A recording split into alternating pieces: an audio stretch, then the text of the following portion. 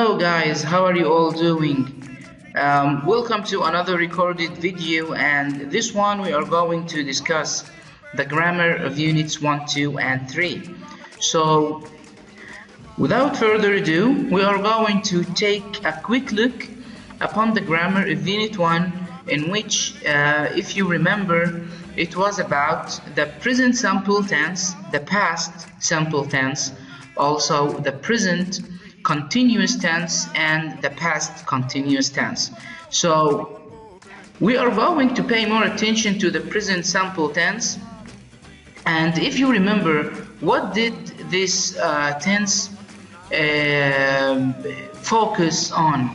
So the present simple tense is used to describe habits, unchanging situations, something that happens every day, remember? A general truth, like a fact, and fixed arrangements. So the three key words for the present simple tense is number one, repetition. So it's talking about something that happens all the time, something that is repeated all the time, which is a habit or a fact. Good? So with the singular subjects and the singular pronouns like he, she, or it, or Ali, or Maryam, so we are talking about a singular subject. We always add s or es or ies to the verb.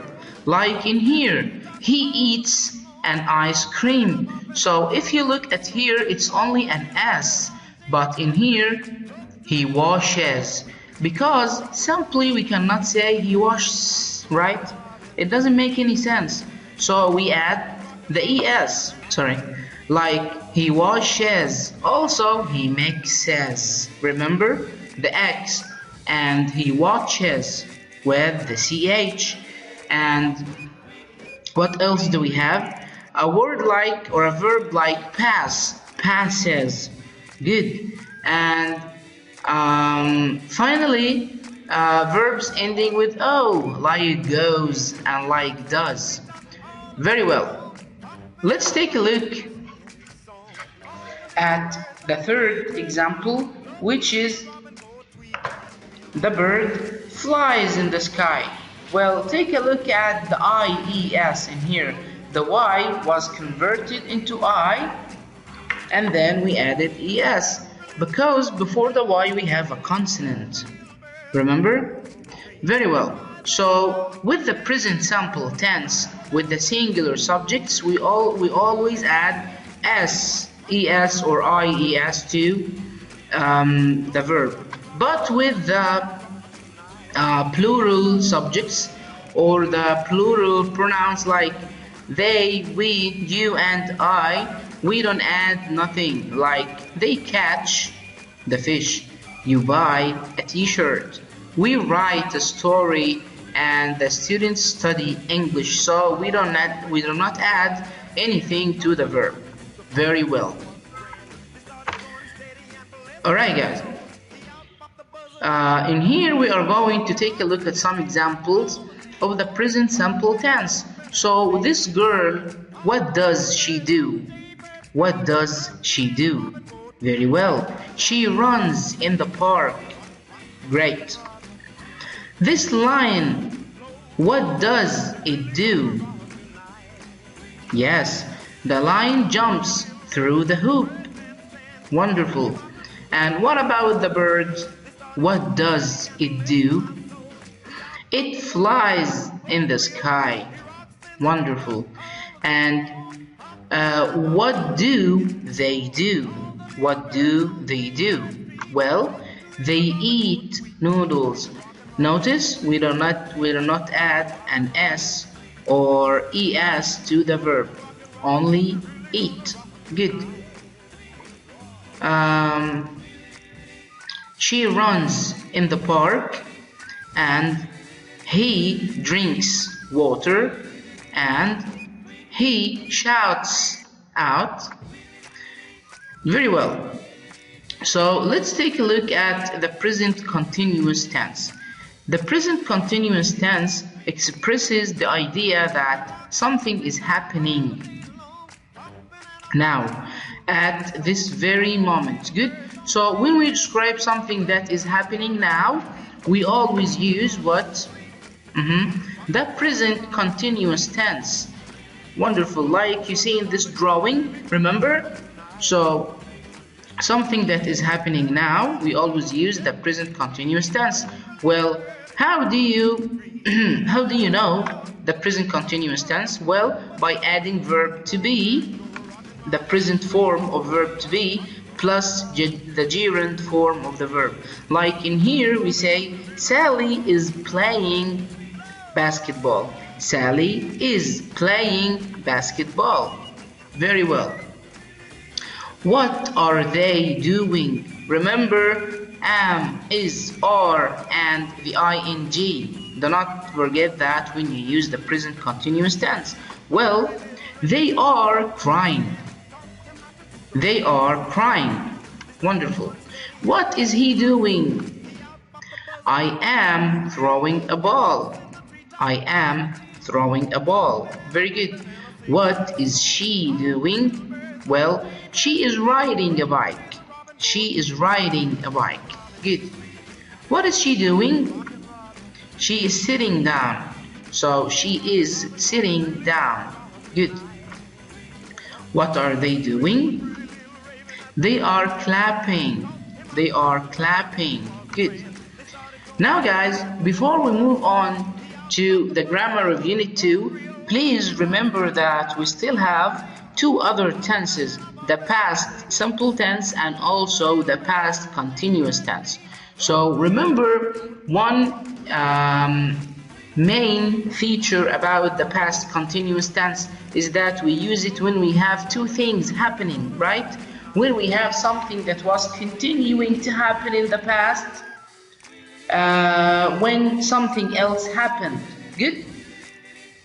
Very well. And we will learn more about this or revise more on this with the homework that we will receive today.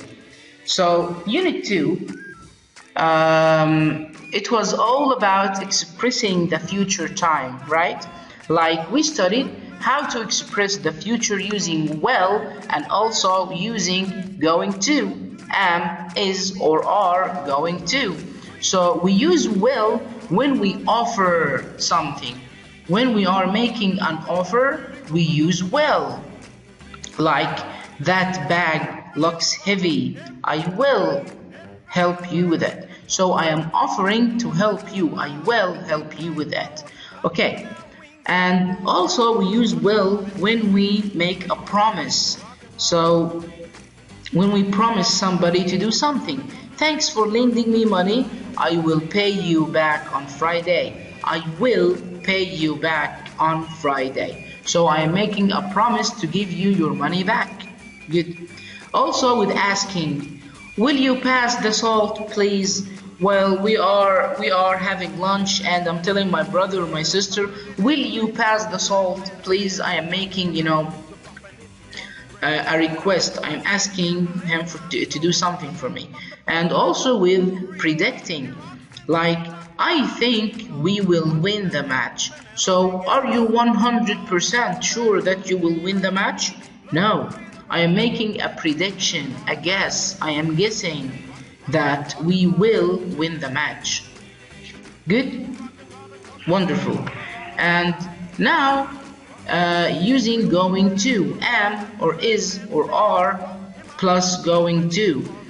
We use this structure when we make plans. Like, we are going to travel to Italy next year.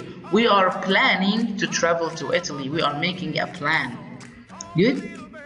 And another thing, and the main thing, if you could remember that, is when you have an evidence. When you have an evidence that something is going to happen. Like, I don't feel well. I am going to be sick. So I have an evidence that I will be sick because I'm not feeling very well. Maybe I have a stomach ache or I have a headache or whatever. So I am going to be sick. Good? I have an evidence. And also when I am making a plan, we are going to travel to Italy and I don't feel well, I am going to be sick. Good.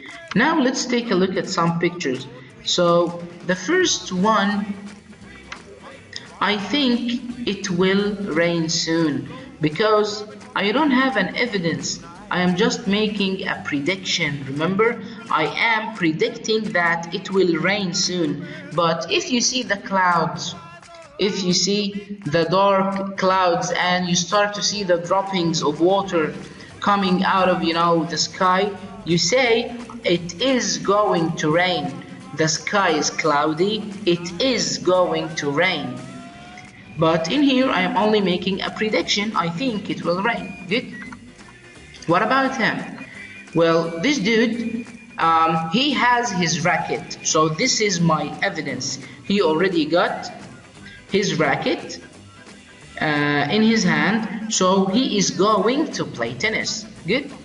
So I have an evidence that he is going to do something. Good. What about this? I will bring you a present. Now I am making a promise. I promise you to give you a present. I will bring you a present. Wonderful. And him, he is opening his book. This is my evidence, guys. Good. So my evidence is that he opened his book. He is going to read. Right? So when we have an evidence, we use going to. Alright. And in Unit 3, guys, we only had a very simple grammar structure, which was the first conditional F. Good.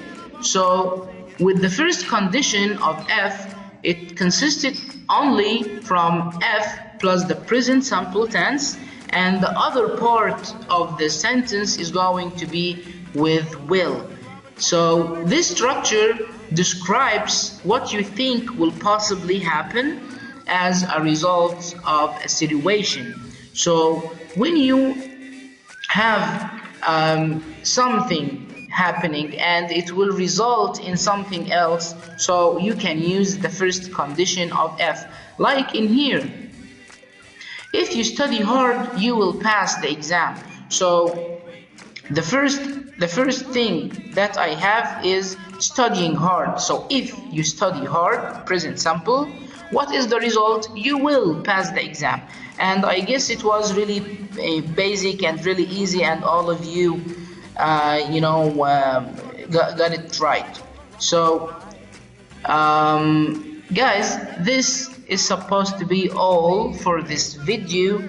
And again, if you have any kind of questions, please contact me on the website, and of course I will get back to you really soon.